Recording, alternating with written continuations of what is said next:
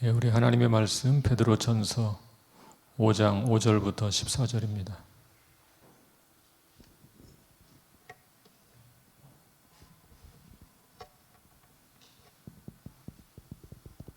베드로전서 5장 5절부터 14절.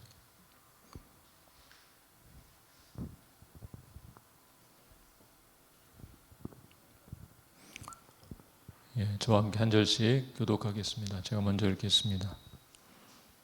젊은 자들아, 이와 같이 장로들에게 순종하고 다 서로 겸손으로 허리를 동이라. 하나님은 교만한 자를 대적하시되 겸손한 자들에게는 은혜를 주시느니라. 그러므로 하나님의 능하신 손 아래에서 겸손하라. 때가 되면 너희를 높이시리라. 너희 염려를 다 주께 맡기라. 이는 그가 너희를 돌보심이라. 근신하라, 깨어라. 너희 대적 마귀가 우는 사자같이 두루다니며 삼킬 자를 찾나니. 너희는 믿음을 굳건하게 하여 그를 대적하라. 이는 세상에 있는 너희 형제들도 동일한 고난을 당하는 줄을 알미라. 모든 은혜의 하나님 곧 그리스도 예수에서 너희를 부르사 자기의 영원한 영광에 들어가게 하시니가 잠깐 고난을 당한 너희를 친히 온전하게 하시며 굳건하게 하시며 강하게 하시며 터를 견고하게 하시리라. 권능이 세세 무궁하도록 그에게 있을지어다. 아멘.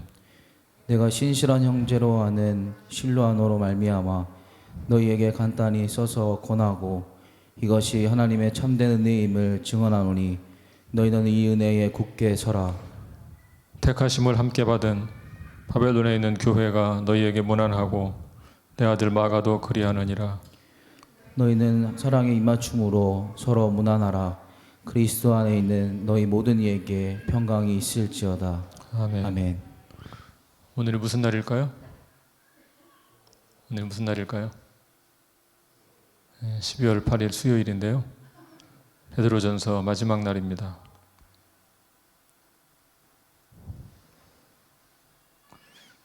예전에는 간단하게 끝나고 책거리를 한 적도 있었는데 요즘 그럴 수가 없어서 아쉽습니다.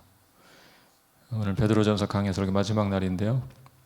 제가 누차 강조했던 것처럼 베드로전서의 중심 주제는 고난입니다. 왜 하필 베드로는 고난이라는 주제를 다루고 있을까요? 사실 그 이유는 단순하죠. 이 서신을 받는 독자들이 고난을 당하고 있었기 때문입니다.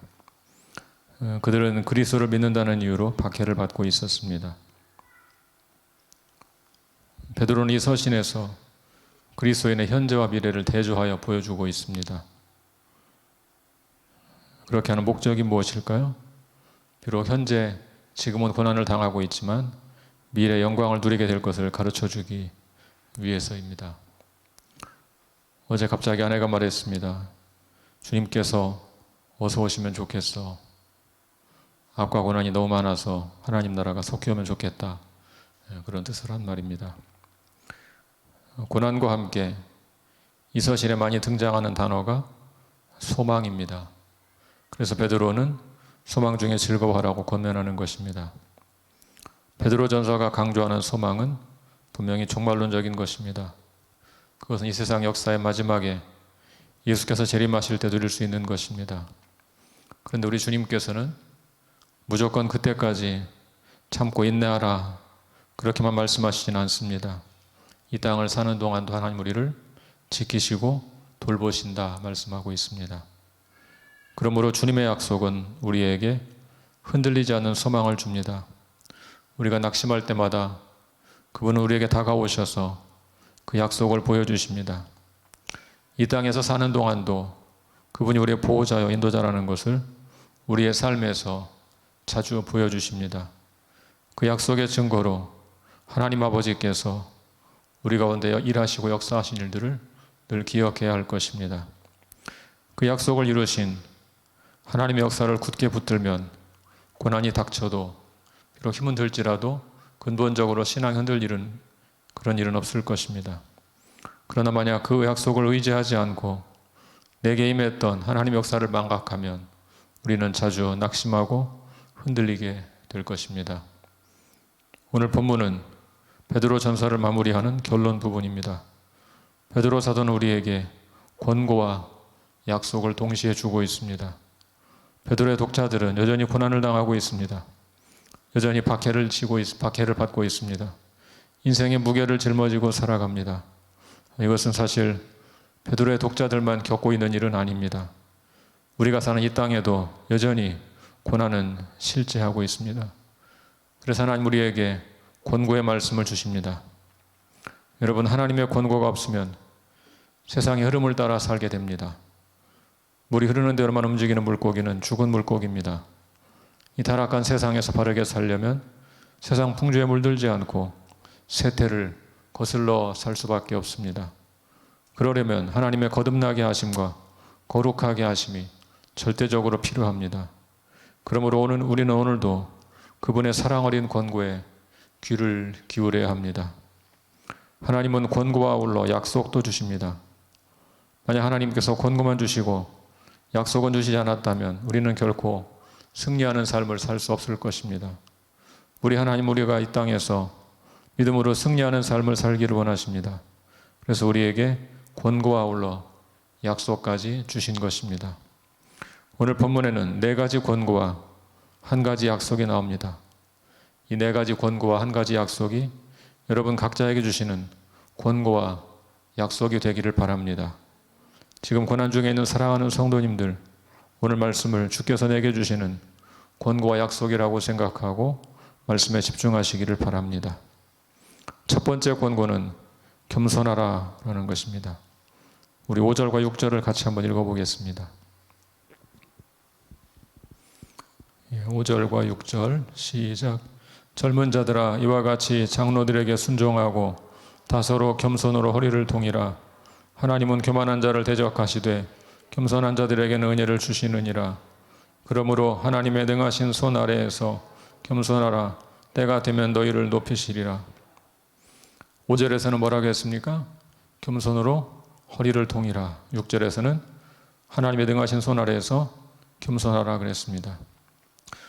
겸손으로 허리를 동이라고 할 때 아마도 베드로는 우리 주님을 떠올렸을 것입니다.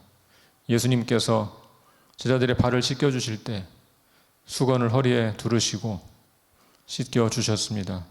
그 모습은 우리에게 겸손이 무엇인가를 그림처럼 가르쳐 주었습니다.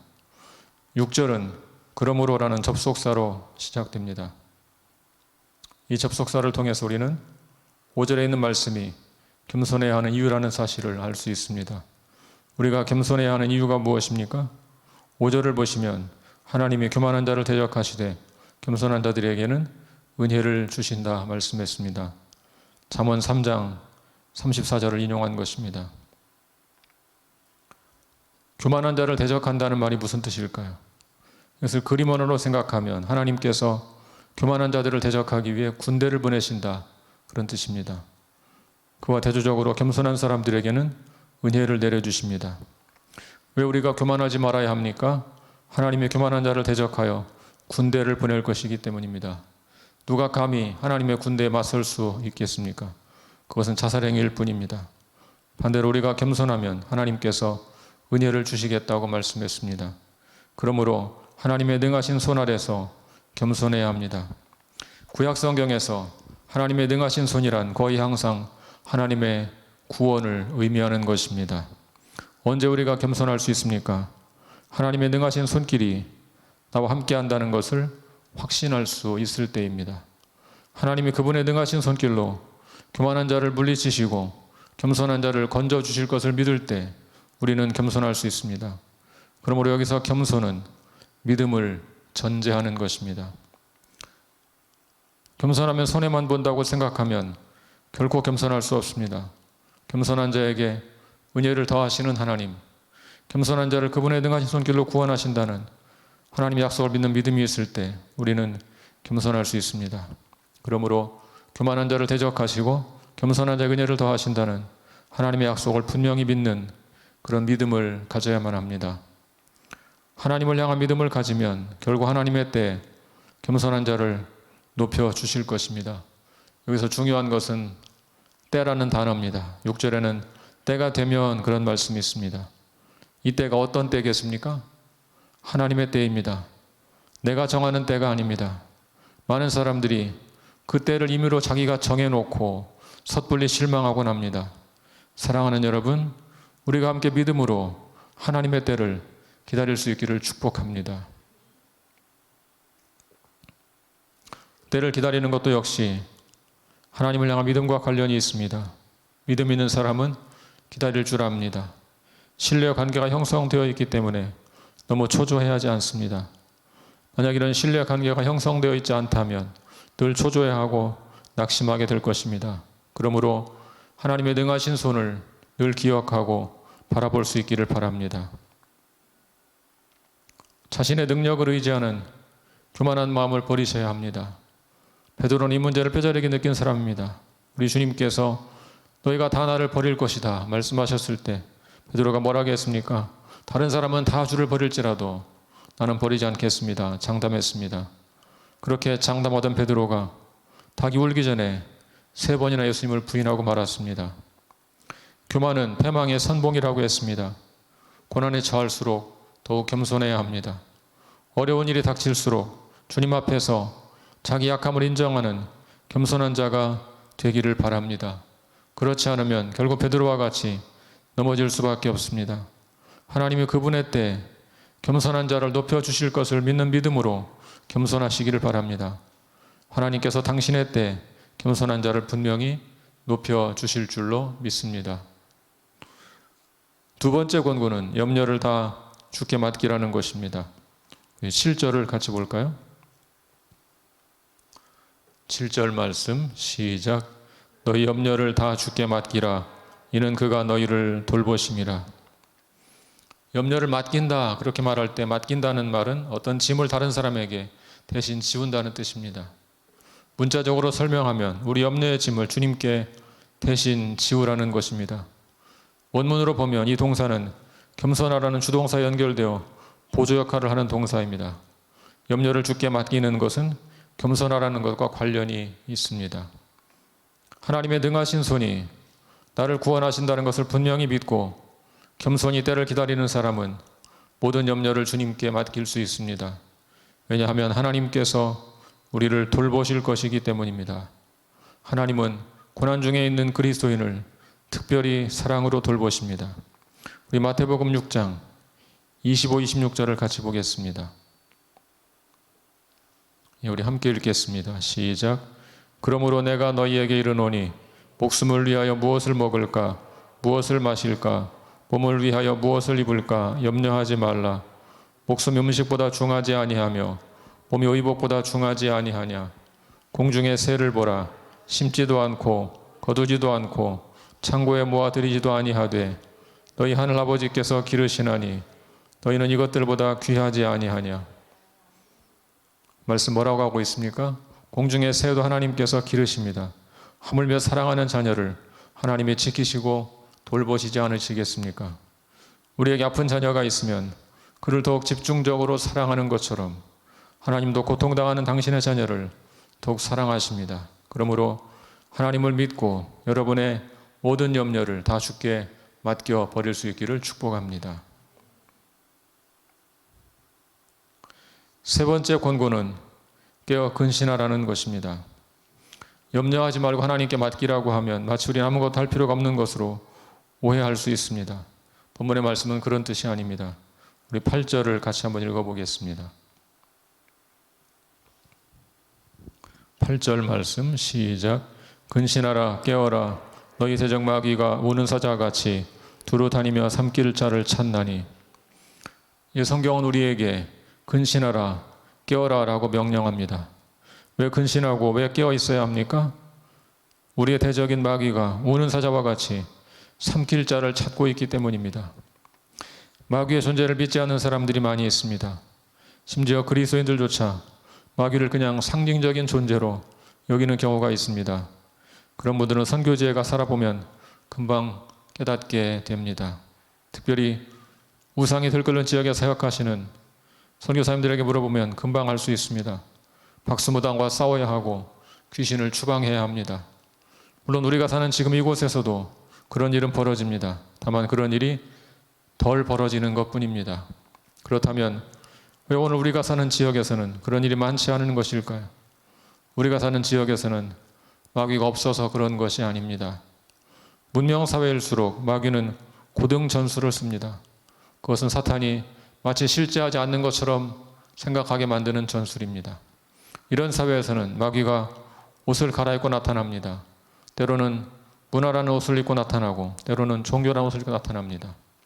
그래서 사람들은 그것이 마귀의 장난인 줄 알지 못합니다. 오늘 우리가 경계해야 하는 것은 바로 그런 마귀의 고등 전술입니다. 마귀는 지금 이 순간도 오는 사자와 같이 삼킬 자를 두루 찾고 다닙니다. 그러므로 근신하고 깨어 있어야 합니다. 겟세마네 동산에서 기도하실 때 주님은 사랑하는 제자들에게 깨어 기도하라고 권하셨습니다.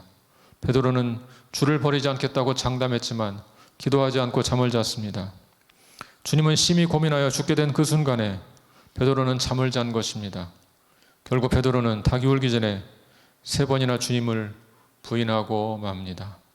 그런 베드로가 지금 사랑하는 성도들에게 근신하라, 깨어라 권면합니다. 베드로의 권면은 단순한 권면이 아닙니다. 베드로는 지금 자신의 실패를 떠올리면서 피맺힌 고백을 하는 것입니다. 예전에 나와 같이 나처럼 영적으로 잠만 자다가 마귀의 밥이 되지 말고 깨어 근신하라 호소하고 있는 것입니다. 4번째 권고는 믿음을 굳게 하여 마귀를 대적하라는 것입니다. 우리 9절을 같이 보겠습니다. 9절 말씀 시작. 너희는 믿음을 굳건하게 하여 그를 대적하라. 이는 세상에 있는 너희 형제들도 동일한 고난을 당하는 줄을 알미라. 마귀의 정체를 분명히 밝힌 후에 베드로는 마귀를 대적하라고 권고합니다. 마귀를 대적한다는 것은 무엇입니까? 마귀는 우리에게 다가와서 우리로 하여금 혼란스럽게 하고 의심하게 만듭니다. 하나님의 존재를 의심하게 만들고 하나님의 섭리를 의심하게 만들고 하나님의 사랑을 의심하게 만듭니다. 헬라어로 마귀를 디아볼로스라고 합니다. 그 말은 둘 사이에 끼어든다 그런 뜻입니다. 마귀는 이 둘 사이에 끼어들어서 관계를 깨트리는 존재입니다. 마귀는 하나님과 우리 사이에 끼어들어서 아니면 무엇인가 끼워 넣어서 관계를 끊기 위해 애를 씁니다. 주님을 부인하고 믿음을 버리라고 유혹합니다. 그 유혹 앞에서 마귀를 대적하라는 말입니다. 어떻게 대적해야 하겠습니까? 믿음을 굳게 하여 대적해야 합니다. 왜 사탄을 대적할 때 믿음을 굳게 해서 대적해야 할까요? 우리 힘으로 대적하면 실패할 수밖에 없기 때문입니다. 우리는 다만 예수 그리스도의 이름으로 그리스도를 믿는 믿음으로 대적해야 하는 것입니다. 이 땅에서 고난당하면서 마귀와 싸울 때 여러분이 기억하실 것이 있습니다. 그것은 바로 지금 나 혼자만 싸우고 있는 것이 아니라는 사실입니다. 이 세상의 많은 형제와 자매들이 함께 이 전쟁에서 싸우고 있습니다. 그들은 우리의 아군입니다. 우리에게 많은 아군이 있다는 것을 기억하고 대장 되신 예수 그리스도를 믿고 따라야 할 것입니다. 우리 13절을 같이 보겠습니다. 13절 시작. 택하심을 함께 받은 바벨론에 있는 교회가 너희에게 문안하고 내 아들 마가도 그리하느니라. 여기서 바벨론에 있는 교회는 로마 교회를 가리킵니다. 지금 택하심을 받은 로마 교회와 베드로의 영적인 아들 마가가 문안하고 있는 것입니다. 그들은 베드로전서 수신자들의 영적인 아군입니다. 우리에게는 그런 수많은 아군이 있다는 것을 늘 기억해야 합니다. 지금 우리와 함께 같은 믿음의 길을 걷는 사람들을 기억하고 힘을 낼 수 있기를 바랍니다. 이제 고난당하는 성도들에게 주는 약속을 살펴보겠습니다. 우리 10절 말씀을 같이 보겠습니다. 10절 말씀. 같이 읽습니다. 시작. 모든 은혜의 하나님 곧 그리스도 안에서 너희를 부르사 자기의 영원한 영광에 들어가게 하시니가 잠깐 고난을 당한 너희를 친히 온전하게 하시며 굳건하게 하시며 강하게 하시며 털을 견고하게 하시리라. 하나님 어떤 분이십니까? 하나님은 은혜의 하나님이십니다. 그분은 늘 자비롭게 우리를 용서하시는 분입니다. 베드로는 이 사실을 직접 몸으로 겪었습니다. 주님은 자신을 부인하고 낙심하여 고기를 잡으러 간 베드로를 갈릴리로 찾아가 용서하시고 회복시켜 주셨습니다. 베드로는 지금 그런 자신의 경험을 바탕으로 하나님 얼마나 은혜로운 분인가, 자비로운 분인가를 우리에게 가르치고 있는 것입니다. 그 하나님께서 우리 인생에 어떻게 찾아오셨습니까? 먼저 그리스도 안에서 우리를 부르셨습니다. 부르신 것으로 그치지 않고 영원한 영광에 들어가게 해주셨습니다. 물론 이것은 시간적인 차이가 있는 것이 아니고 사실은 동시에 벌어지는 일입니다. 하나님 우리를 부르시고 영원한 영광으로 인도하셨습니다. 비록 우리가 지금 이 땅에서 고난을 받고 있지만 성경은 그것을 잠깐 동안의 고난이라고 말합니다. 고난을 당할 때는 끝이 없는 것처럼 느껴집니다. 그런데 성경은 그 고난이 잠깐 동안의 고난이라고 말합니다. 어떤 면에서 그 고난이 잠깐 동안의 고난일까요? 두 가지 차원으로 설명이 가능합니다. 첫째로 그 고난은 시간적인 면에서 잠깐입니다. 10절에서는 잠깐이라는 말과 영원이라는 말이 대조되고 있습니다. 우리가 그리스도 안에서 누릴 영원에 비교한다면 그 고난은 분명히 잠깐입니다. 또한 이 땅에서도 하나님께서 우리를 건져주실 것이기 때문에 결국은 잠깐입니다. 하나님은 결국 그 고난의 끝을 우리에게 보여주실 것입니다. 둘째로 그 고난의 목적을 생각할 때 고난은 잠깐입니다. 그리스도인의 고난은 하나님의 연단 과정입니다. 그러므로 그 목적이 성취될 때까지 우리는 한정적으로, 한시적으로 고난을 당하는 것입니다. 그 목적이 성취되면 고난은 분명히 끝이 날 것입니다. 본문 10절의 말씀은 고난을 당한 우리를 친히 온전하게 하시고 굳건하게 하시며 강하게 하시며 털을 견고하게 해주신다고 했습니다. 이 네 개의 동사는 약간씩 다른 의미를 가지면서도 사실상 어느 정도 동일의 성격을 갖고 있습니다. 온전하게 한다, 그 말은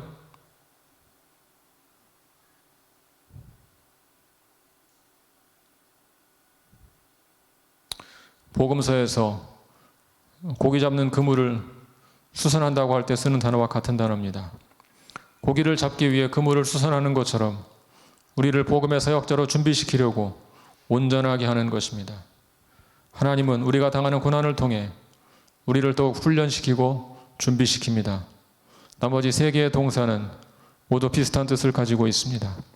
우리를 굳건하게 세우고 강하게 힘을 주고 흔들리지 않고 견고하게 서게 해 주신다, 그런 뜻입니다.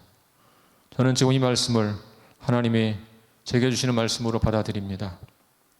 고난이 고통스러운 과정인 것은 피할 수 없는 사실입니다. 그러나 하나님은 그 고난을 통해서 우리를 성숙시켜 강한 자로, 하나님의 강한 군사로 세워주십니다. 하나님은 고난당하는 그리스도인을 이 땅에서도 견고하게 세워주시고 마침내 영원한 영광에 이르게 해 주십니다. 20세기 최고의 기독교 편증가로 손꼽히고 있는 C.S. 루이스가 이런 말을 했습니다. 우리 삶에서 고통은 필수적인 것이다. 하나님께서는 우리가 좋아할 때와 즐거워할 때는 속삭이시며 양심을 향해서 보통의 음성으로 말씀하시다가 고난받을 때는 큰 소리로 외쳐주신다. 고통은 귀먹은 세상을 깨우는 확성기와도 같다. 여러분 잘 아시는 헬렌 켈러는 듣지 못하고 보지 못하고 말하지 못하는 삼중고에 시달리고 있었습니다. 그런 헬렌 켈러가 절망에 빠진 수많은 사람들에게 희망을 줄 수 있었습니다. 많은 사람들이 헬렌 켈러를 위대한 사람으로 생각합니다. 물론 맞는 말입니다. 분명히 위대한 사람입니다. 그러나 헬렌 켈러를 위대한 사람으로 만든 이는 바로 설리번 선생이었습니다. 헬렌 켈러가 삼중고에 시달릴 때 많은 선생들이 왔었습니다. 하지만 모두가 짐승 같은 모습의 헬렌 켈러를 보고 도망쳐 버렸습니다. 그러나 설리번 선생은 헬렌의 집을 처음 방문했을 때 그 짐승 같은 헬렌 켈러를 꼭 안아주었습니다. 이 물이라는 단어를 가르치기 위해서 수돗물을 틀어놓고 오랫동안 그 물을 만져보게 했습니다. 그런 정성 어린 노력으로 헬렌에게 단어와 수화를 가르칠 수 있었습니다. 어느 날 사랑이라는 단어를 가르친 후 헬렌에게 사랑이 무엇이냐고 물었습니다. 헬렌이 이렇게 말했습니다. 선생님이 처음 오시던 날 나를 꼭 안아주신 것입니다. 그것이 사랑입니다. 설리번 선생이 안아주며 사랑을 베풀었을 때 그 마음이 녹기 시작한 것입니다. 서두르지 않고 물이라는 단어 하나를 가르치기 위해 오랫동안 수돗물을 만지게 했던 그 정성으로 헬렌이 위대한 사람이 된 것입니다. 그렇다면 설리번 선생을 어떻게 남들이 모두 도망쳐버린 헬렌 켈러를 안아주며 사랑으로 가르칠 수가 있었을까요? 가장 중요한 이유는 설리번 선생 자신이 고난을 겪은 사람이었기 때문입니다. 설리번 선생은 심한 망막 질환으로 실명 직전까지 갔던 사람이었습니다. 고난을 겪어보았기 때문에 그는 성숙한 사랑으로 헬렌을 가르칠 수 있었습니다. 만약 설리번에게 그런 고난이 없었다면 그는 그렇게 성숙한 신앙인 되기가 어려웠을 것입니다. 훗날 헬렌도 역시 자신과 같은 장애인, 사회 하층민, 가난한 자, 흑인 등을 위해 본격적으로 인권운동을 벌입니다. 나중에는 정치인들에게 비판을 받고 미움을 받기도 했습니다. 그러나 헬렌은 그런 것에 굴하지 않고 일생을 고통당하는 자를 위해 헌신합니다. 자신이 친히 그런 고통을 겪어보았기 때문에 더욱 성숙한 신앙인이 되어서 다른 사람을 돕게 된 것입니다. 사랑하는 성도 여러분, 베드로 전서는 고난 중에 부르는 희망을 노래합니다. 어떻게 우리가 고난 중에 그런 희망을 노래할 수 있습니까? 우리가 겪는 고난은 하나님의 목적과 섭리가 그 안에 있는 것이기 때문입니다. 잠깐의 고난을 통해서 우리를 성숙시키시고 자라게 하실 것입니다. 그래서 이 땅에서 우리로 하여금 하나님의 사랑을 전하게 하다가 결국에는 영원한 영광 가운데 우리를 부르실 것입니다. 그러므로 사랑하는 여러분, 인내하시기 바랍니다. 지금 고난 가운데 있을지라도 하나님을 바라보며 인내하십시오. 우리 하나님은 은혜로우신 분입니다. 자비로우신 분입니다. 우리를 돌보시고 지키시는 우리의 사랑하는 아버지이십니다. 낙심하고 실망한 우리를 회복시키는 분입니다. 그 하나님을 바라보시기를 바랍니다. 그 은혜 하나님을 바라보고 소망하시기를 바랍니다. 고난을 통해서 베드로를 성숙시키시고 설리번 선생과 헬렌 켈러를 성숙시키신 하나님께서 저와 여러분의 삶도 이끌어 주실 것입니다. 저와 여러분을 온전하게 하시고 굳건하게 하시고 강하게 하시고 견고하게 해주실 것입니다. 그러므로 저와 여러분이 지금 고난 중에 있을지라도 모든 은혜의 하나님이신 우리 아버지를 바라보시고 이 믿음의 순례길에서 승리자가 되시기를 우리 주님의 이름으로 간절히 축원합니다. 같이 기도하겠습니다.